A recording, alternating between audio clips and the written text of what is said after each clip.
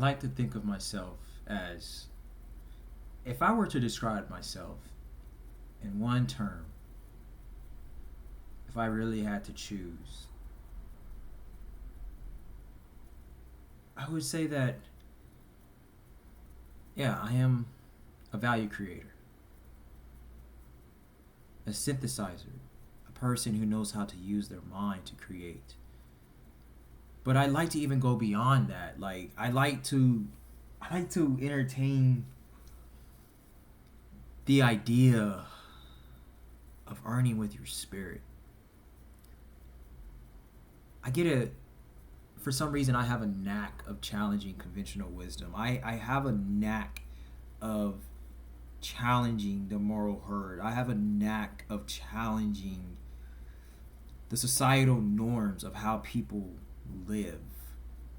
When I just see normal, something in my mind just,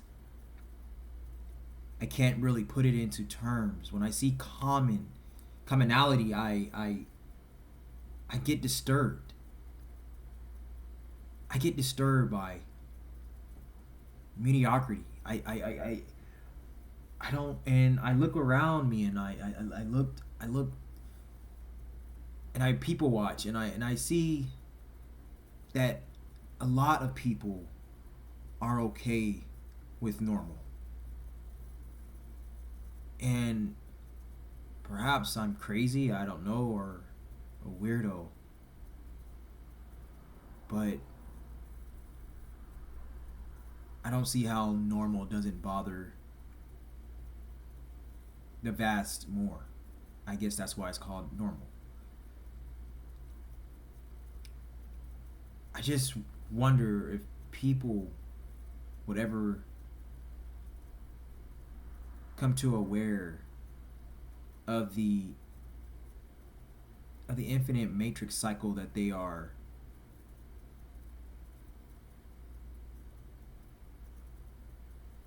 experiencing. I My mission, my vision, I see a world. I see a world of people who are freely able to create and create value abundantly, infinitely. I I believe that there is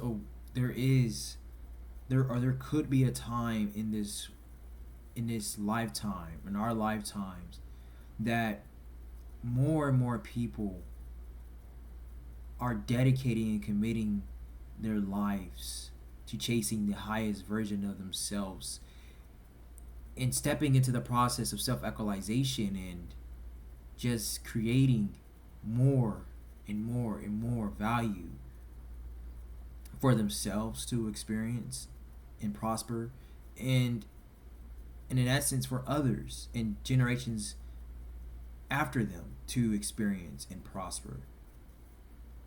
I'm a psychopath. I I adopt the mindset of a psychopath. I I have this obsession of just mm, learning just anything possible. Just I have this obsession of developing so many skills within me and instilling so many skills within me that I don't even like to sleep unless I master a skill set. I have quite a few skills under me. I have quite a few skills that I keep molding and molding and molding. I could say that I'm a master in it. But what's the point of being a master in one skill when this universe is infinite? I never really understood of dedicating my life to one skill if my spirit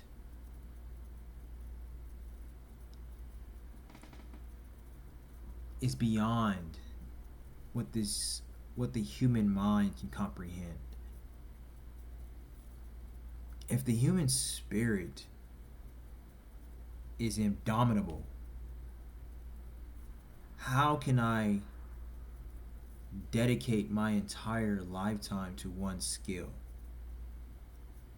Why? I know how I can, but why would I dedicate my entire lifetime to one skill? I have an idea of not only earning with my mind, not only earning with my body. I have an idea of earning with my mind, my soul, and my spirit, most of all. There is nothing deeper than the spirit. And I have awakened my spirit. I am in connection with my spirit. And I do realize that my spirit has to be invested in. Even though my spirit is everlasting and infinite, I have to dedicate every single moment of my life to tap in to my human spirit. The more I get a connection with my spirit, the more clarity I experience. The more I connect with my human spirit, the stronger my imagination becomes. The more I connect with my human spirit, I just get so creative in all of these ideas, these infinite ideas that showers through my mind. And I spend every single second of my day just distributing these ideas from my brain. I have no problem with creativity. I have no problem with imagination. I have no problem with ideas. But I feel like there's not enough time in the world. I feel like there's not enough time in my lifetime to distribute all these ideas, to create all these ideas. That's why I say that I'm going to be a trillionaire, because there's no way in hell that if one can be able to at least create 3 out of the infinite wealth of ideas that I have in my brain, trillions of dollars is nothing. Trillions of dollars is nothing when you're in connection with your spirit. And let's just not even talk about the spirit for a second. Trillions of dollars is nothing when you understand just your self-worth of a human being. That's how much worth that you have within you if you decide to just stay committed to you.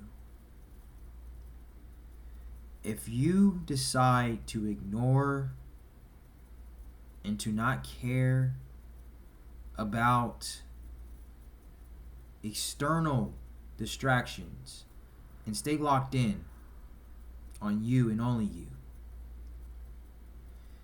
and dedicate and stay committed daily to yourself, discovering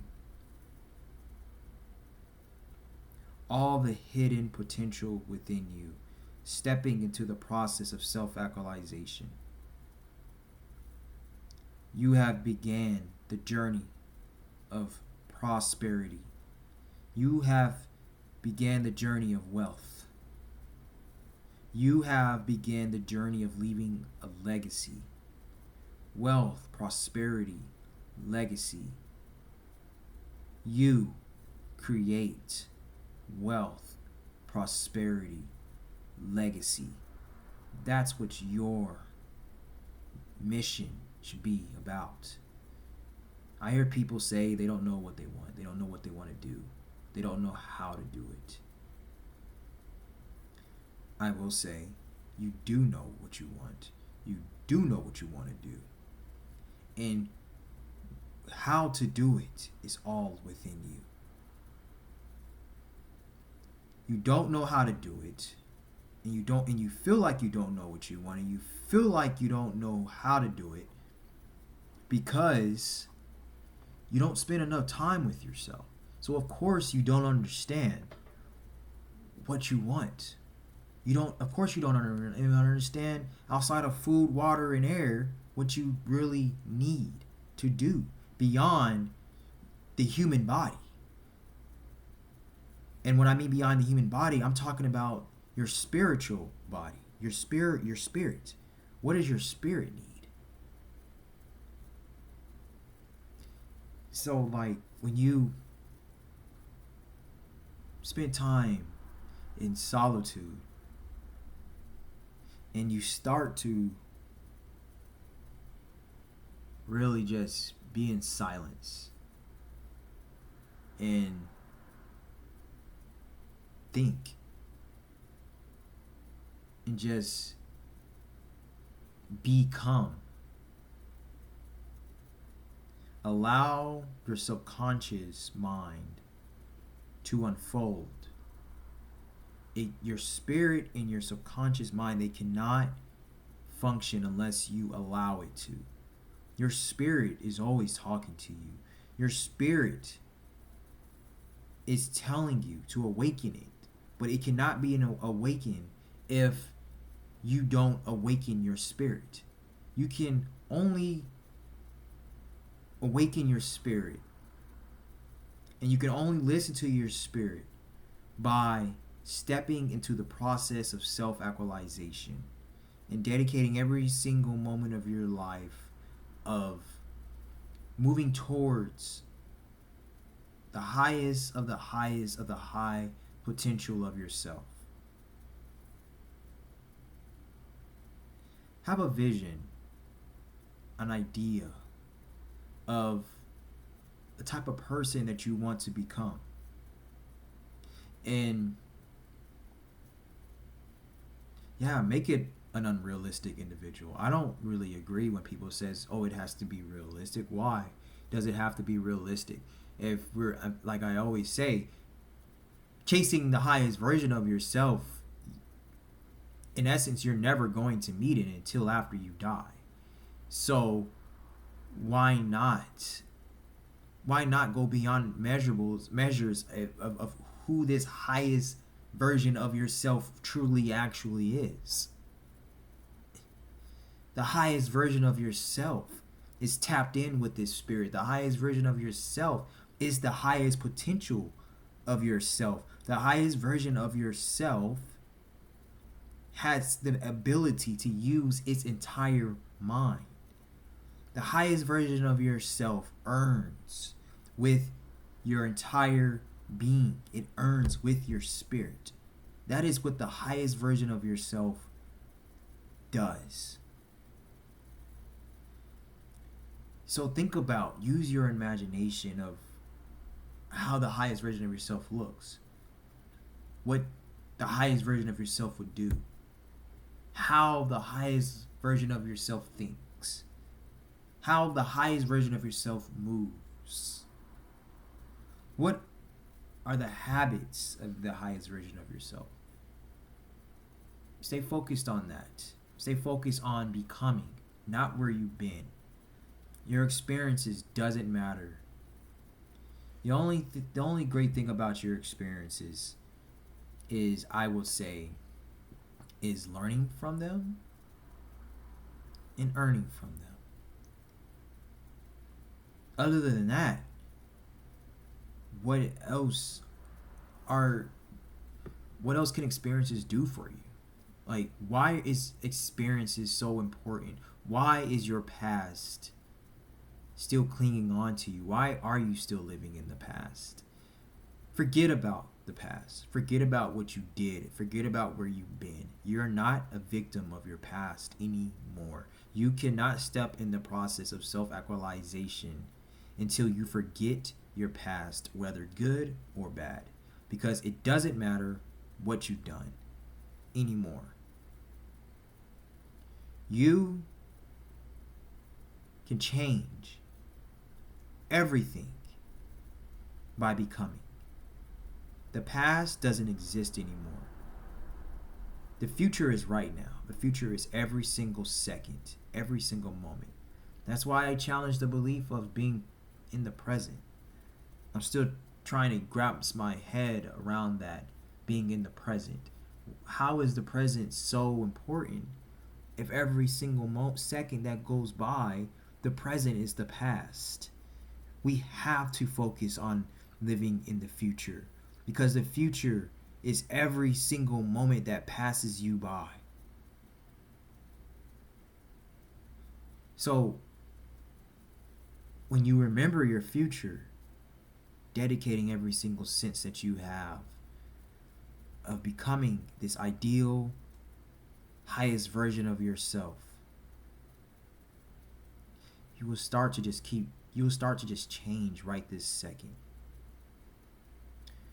Right this moment. Things will start to slowly unfold. So when your mind is like a resourceful manufacturing wealth machine. When you are just living every day of your life, just going about your day, and especially when you are dedicating every single day of your life of becoming the highest version of yourself, becoming, your mind, without you even knowing, is collecting data all around you, without you even seeing, without you even hearing. The subconscious mind collects this data everywhere that you go. And sometimes it tries to make sense of it and comprehend in dreams, but we can, while we are in the process of self-actualization, we can allow our mind to unfold all of this data, and we can start to make sense of it. The more we spend time with it, we can start to create and innovate and distribute from our mind, becoming synthesizers and creating value.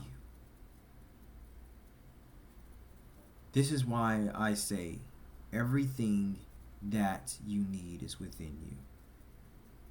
When you learn how to just use your mind, and I even talk about the spirit, but if just with the mind is like the first step. When you learn how to just tap into your mind and renew your mind. Now, when you're renewing your mind, you are developing. You are transcending your mind into a spiritual mind. But it starts with you first. You have to have the intention to just want to do it.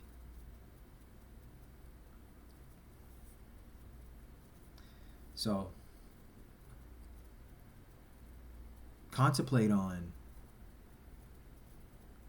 the subconscious data that your mind collects. When you stay in solitude and you obsessively commit yourself to listening to your mind, listening to your spirit, transcending, changing every second, becoming the highest version of yourself. This wealth of information, of data, is just going to pour out on you. Data is the new oil. It is. But we're not just talking about external data. We're talking about internal data. All the data within you. There is so much data within you waiting to be distributed, created, produced, not all of it is good, but you got to get it. You have to get the shit out to let the water flow, to be plentiful, to be fruitful. When you just keep you have all these consumptions within you. You have your consumer. You've been consuming so much. That's why you're so constipated, so backed up. Like your body just sometimes can feel like it's about to self-destruct because you don't spend enough time creating. You don't spend enough time with yourself. You don't take the gift, the benefit of solitude. You go out. You just keep going out and keep partying and keep living life and keep exploring and being around people and just doing X, Y, and Z instead of listening to yourself. You think you know what you want, but you don't. Pursuing pleasures of the flesh is not what your body truly wants. If your spirit is awakened, if your spirit is dead, that's exactly what your body is going towards. Because your spirit is already dead. So in essence, you're dead. You're just a functioning dead being. I wouldn't dare to live my life like that, not any second. That's why I'm so obsessed of becoming the highest version of myself. I'm so obsessed with awakening my spirit. Because I know my creation, my legacy, is it going to be everlasting? But don't fool yourself not 1 second thinking that you can go your whole life without producing, without being productive, effective, creating, awakening your spirit, renewing your mind into a spiritual mind, and you not having to reap the repercussions of that. Everything comes with the cost.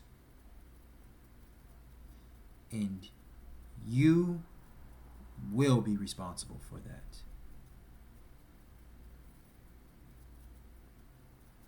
So it all depends. Will we take ownership now? Take responsibility now? And become synthesizers? And get all of this collective garbage that our bodies have consumed and our minds have collected subconsciously and just let it flow. The more we keep doing this, we are going to just push out we're going to be filtering out our entire bodies, dedicating, committing our entire lives to just shitting out all of the ridiculous nonsense but at least we are in the act of do. We are doing the do effect. And then we keep dedicating every single second of our lives of doing this. And then we start to see not only things that's valuable to us, but valuable and gravitating to others. Now we are like a magnet for the herd to flock to because of the solitude that we have spent with ourselves, because we know ourselves. We are creating something that people can prosper off of.